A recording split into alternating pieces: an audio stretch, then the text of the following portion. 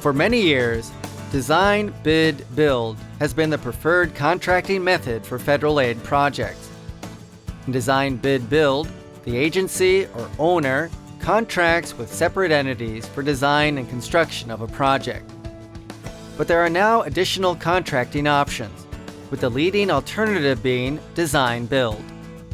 Design, build has been used on many types of projects, from roadway resurfacing to complex bridge construction.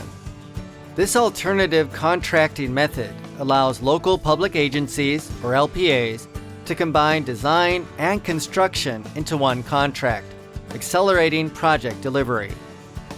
Design-build requires less administration and can reduce project duration and cost by sharing risk with the contracting community. Keep in mind that design-build laws vary from state to state, so check with your state Department of Transportation to determine which specific design-build requirements apply. Applying these requirements helps determine if design-build procurement is appropriate for your project. If you choose design-build, there are accepted practices you should consider. Design-build projects, like design-bid-build projects, have specific federal aid requirements that the LPA must follow. To retain federal eligibility, you should be aware of some critical elements of the federal aid requirements. Design-build projects have additional procurement requirements that impact design-build team selection, the project development process, and the relationships of the parties. Other modules in this library provide detailed information on each of the requirements we just mentioned. Now that you're familiar with some of the requirements, let's look at a typical method of solicitation, the two-phase procurement process. Phase 1 is centered on the request of qualifications, and Phase 2 focuses on the request for proposal. In Phase 1, 3 major steps occur. We start with the request for qualifications, or RFQ. This is the agency's first opportunity to share its vision of the project and the first chance for potential bidders to respond with how their experience can meet that vision. Next is the evaluation of Statement of Qualifications, or SOQ. In this step, the agency evaluates the SOQ based on pre-established criteria to determine the most qualified teams. Then there is the short listing of eligible teams. Typically, 3 to 5 teams are chosen to be included in the short list and move forward in the process. At this point, the agency moves into Phase 2 of the procurement process. In the Request for Proposals, or RFP, the agency provides contract requirements to shortlisted teams so they can prepare technical proposals and estimates. During evaluation and selection, the agency develops a cross-cutting evaluation team to score the technical proposals based on a weighted criteria. Finally, we get to design and construction. Once the design-build team has been chosen, it can begin construction immediately while the design continues to develop. The LPA is providing oversight and review of design components and construction operations. Now that we have seen the key steps, let's look at an example to see how we can apply the process. During Phase 1, our LPA, called Hometown LPA, solicits letters of interest from prospective companies. Hometown then develops and issues a request for qualifications, or RFQ, to the teams that responded. The RFQ contains the description of the project scope and required work, a statement of qualification, instructions for completing the application and forms, and criteria for how the responses will be evaluated and scored. It is usually at this stage that companies form legal partnerships and develop project-specific design-build teams. In our scenario, Quality Incorporated, Construct It Incorporated, and Design It Incorporated respond to the RFQ by submitting their completed statement of qualifications. They also ask questions of the LPA for clarification.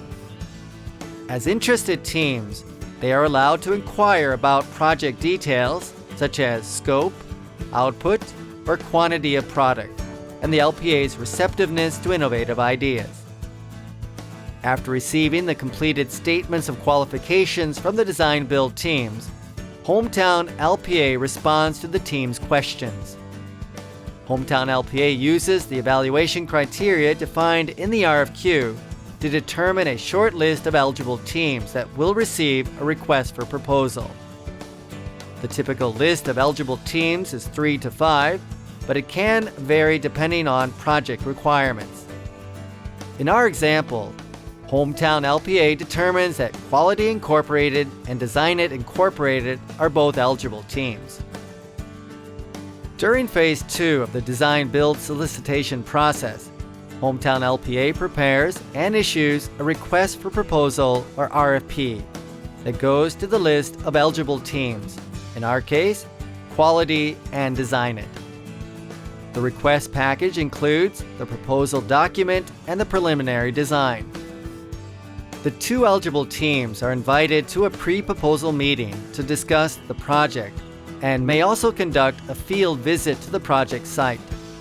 Hometown LPA follows the communication rules as established in the RFP when responding to specific questions from either team, and can revise the RFP package as needed to maintain consistency in the proposals.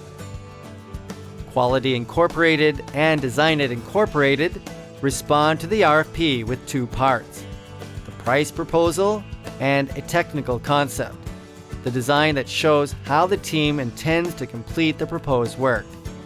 Quality Incorporated also provides an alternate technical concept that adds to, but doesn't replace, the original design requirements. Hometown LPA evaluates the proposals using the established criteria. Hometown can also allow oral presentations to clarify information or discuss questions from the competing teams. Price proposals are opened only after evaluation of the technical proposals.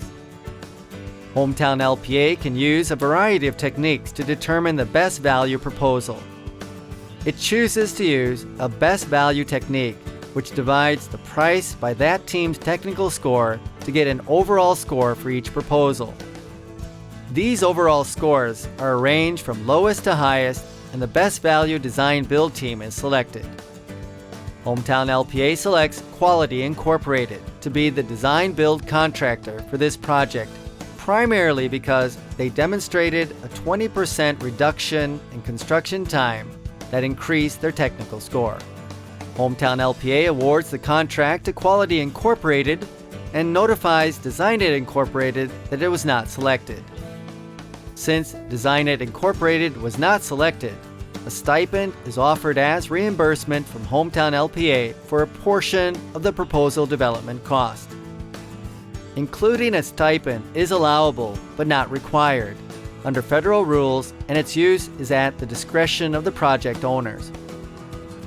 When Design It accepts this reimbursement, Hometown LPA takes ownership of the conceptual designs submitted and can incorporate those ideas into the project.